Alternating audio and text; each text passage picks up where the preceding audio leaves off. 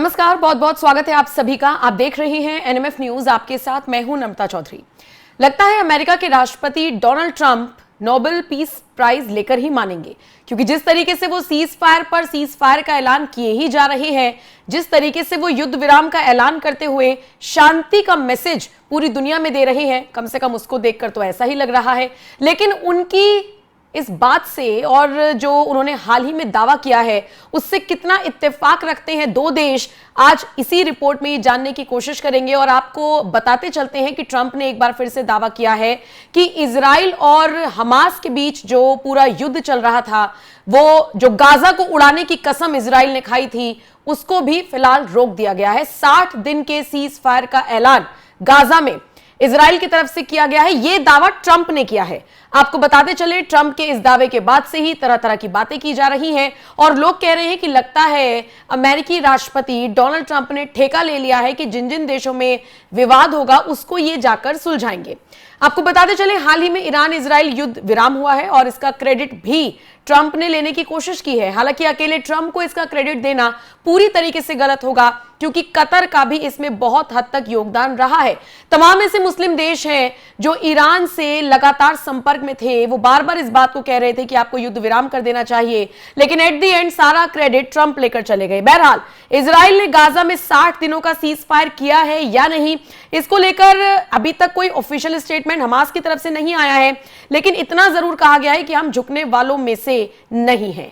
बता दें, अमेरिकी राष्ट्रपति डोनाल्ड ट्रंप ने दावा किया है कि इजराइल ने गाजा में 60 दिनों के सीज फायर पर सहमति जताई है। हालांकि इसके लिए इजराइल की तरफ से कुछ शर्तें भी रखी गई हैं और इसी के साथ ट्रंप ने इस मसले को लेकर हमास को चेतावनी भी दी है। उन्होंने हमास से कहा है कि स्थिति और बिगड़ने से पहले इस समझौते को स्वीकार कर ले।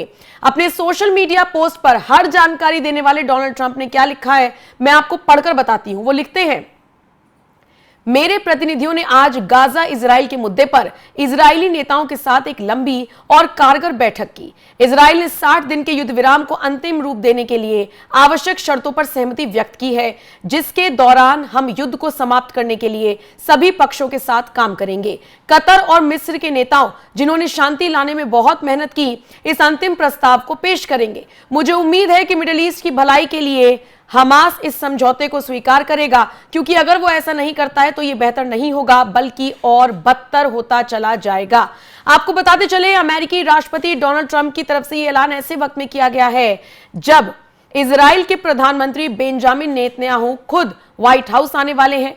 व्हाइट हाउस ने बाकायदा इसकी पुष्टि की है और बताया है कि जो अमेरिका है वो इजरायली प्रधानमंत्री बेंजामिन नेतन्याहू की मेजबानी करने के लिए तैयार है।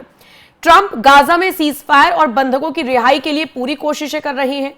2025 जनवरी के महीने में डोनाल्ड ट्रंप की सत्ता में जिस तरीके से वापसी हुई, उसके बाद नेतन्याहू की व्हाइट हाउस में ये तीसरी यात्रा होगी और माना जा रहा है कि यह मुलाकात गाजा में युद्ध विराम और ईरान की क्षेत्रीय गतिविधियों और राजनयिक संबंधों के विस्तार पर केंद्रित होगी। यानी 7 जुलाई को यह मुलाकात होने वाली है और मानकर चलिए यह मुलाकात बेहद अहम होने वाली है, क्योंकि इजराइल ईरान के युद्ध विराम के बाद यह नेतन्याहू और ट्रंप की पहली मुलाकात होगी।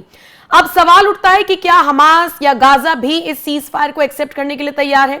खबर यह मिल रही है कि हमास ने इस प्रस्ताव पर पूरी तरीके से सहमति नहीं जताई है। हमास का कहना है कि यह प्रस्ताव उनकी प्रमुख मांगों जैसे युद्ध का स्थायी अंत, इजरायली सेना की गाजा से पूर्ण वापसी और मानवीय सहायता की गारंटी, इसको पूरा नहीं करता है। इसीलिए हमास ने कहा है कि पहले आप अपने प्रस्ताव में संशोधन कीजिए, बंधकों की रिहाई को 60 दिनों में 3 चरणों में करने और स्थायी युद्ध विराम की गारंटी भी इसमें शामिल है। बताते चले आपको कि जो इजराइल है वो तो अमेरिकी प्रस्ताव को बार बार स्वीकार कर रहा है, लेकिन इस बार हमास झुकने की कंडीशन में नजर नहीं आ रहा। गाजा में 2 जुलाई 2025 यानी आज तक, अभी तक जब तक मैं ये वीडियो आपके लिए रिकॉर्ड कर रही हूं, कोई युद्ध विराम लागू नहीं हुआ है।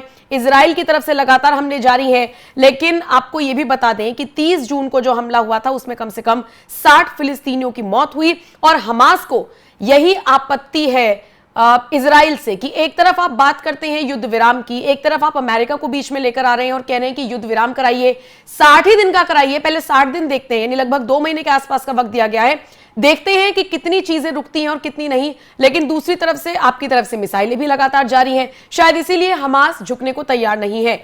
वैसे ये सारी चीजें ना हमने इजराइल ईरान के युद्ध के बीच में भी देखी थी। आपको याद होगा, अमेरिकी राष्ट्रपति डोनाल्ड ट्रंप ने सोशल मीडिया पर पोस्ट करते हुए जानकारी दी थी और बाकायदा एक लंबा चौड़ा पोस्ट लिखते हुए आवर्स को बांटा था, मतलब घंटों को बांटा था। उन्होंने बताया था कि पहले 6 घंटे में ईरान सीज फायर का ऐलान करेगा, उसके बाद फिर 12वें घंटे इजराइल करेगा और अगले 24 घंटे में पूरी तरीके से ये सीज फायर हो जाएगा और उसके बाद इस सीज फायर को दुनिया सलाम ठोकेगी। हुआ क्या, सीज फायर का ऐलान करने की बात कही गई थी, लेकिन इजराइल की तरफ से बार बार ईरान पर मिसाइलें दागी जा रही थी। उधर ईरान की तरफ से भी, खामेनेई की तरफ से भी लगातार बयानबाजी हो रही थी कि हम सरेंडर करने वालों में से नहीं है, हम झुकने वालों में से नहीं है। यानी अब गाजा भी इसी बात को मानकर चल रहा है कि आप कह देंगे पटल पर, वैश्विक पटल पर, कि हम सीज फायर के लिए तैयार हैं, लेकिन ये जो मिसाइलें दागी जा रही हैं इन्हें कौन रोकेगा। दूसरी बात, जो बंधक बनाए गए थे, हम इजराइल वालों को छोड़ देंगे, जो हमास वाले जो बनाए गए थे, जो फिलिस्तीनियों को बंधक बनाया गया था, उनको कौन छोड़ेगा, कब तक छोड़ेगा, यह भी सवाल लगातार हमास की तरफ से उठाया जा रहा है। आपको बता दें कि सबसे पहले इजराइल और हमास के बीच ही ये पूरी जंग शुरू हुई थी और उसके बाद इजराइल की तरफ से कहा गया था कि शुरुआत इन्होंने की है लेकिन खत्म हम करेंगे। गाजा को पूरी तरीके से बर्बाद करने की कसम इजराइल की तरफ से खाई गई थी और ये सारी चीजें चल ही रही थी कि ईरान आया हमास के लिए देवदूत बनकर और सीधा, आपको याद होगा अक्टूबर 2024 का वो दौर था जब ईरान की तरफ से अटैक किया गया था इजराइल पर और उसी का जवाब देते हुए इजराइल ने ईरान के राजधानी तेहरान में तबाही मचा दी थी, जिसके बाद क्या हुआ, युद्ध हुआ ईरान में और इजराइल में। हालांकि 13-14 दिन ये युद्ध चला, दोनों तरफ से मिसाइलें दागी गई, दोनों को नुकसान हुआ, एक मजबूत रहा दूसरा कमजोर रहा, ये कहना पूरी तरीके से गलत होगा। ईरान के सपोर्ट में कई मुस्लिम देश आ गए थे, खुलकर आ गए थे। हालांकि इजराइल के साथ खुले तौर पर कोई खड़ा हुआ नजर नहीं आ रहा था। इस बार की लड़ाइयों में यही देखा जा रहा है। जब रशिया यूक्रेन हुआ, यूक्रेन के साथ बहुत सारे देश आ गए, यूक्रेन को मजबूती दी। सोचिए, यूक्रेन जैसा देश रशिया पर ड्रोन अटैक करता है, उसके 40 विमान खराब कर देता है। ये बताता है कि कमजोर देशों के साथ भी लोग आकर इसलिए खड़े हो रहे हैं क्योंकि ये वो देश हैं जो वैश्विक स्तर पर चाहते हैं कि लड़ाई हो ताकि इनके हथियार बिक सके।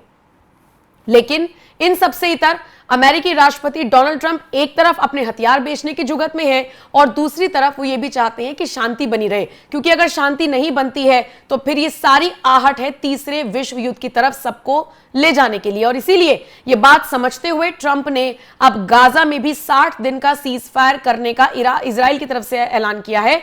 हालांकि अभी तक ऑफिशियल स्टेटमेंट दोनों देशों की तरफ से नहीं आया है। हां, हमास ने इस बात को यह जरूर कहा है कि जब तक हमारी मांगे पूरी नहीं हो जाती आप इस प्रस्ताव में बदलाव कीजिए, तभी हम इन मांगों को मांगेंगे। अब देखने वाली बात होगी कि इजराइल ईरान के बाद वाकई में जिस तरीके से अमेरिकी राष्ट्रपति दावा कर रही है कि गाजा में भी 60 दिन का सीज फायर हुआ है, वाकई में हुआ है या फिर नहीं। जो भी अपडेट आएगी आप तक पहुंचाते रहेंगे। बाकी आप इस खबर को लेकर क्या राय रखते हैं, कमेंट सेक्शन में आप अपनी राय हमें जरूर दें। नमस्कार।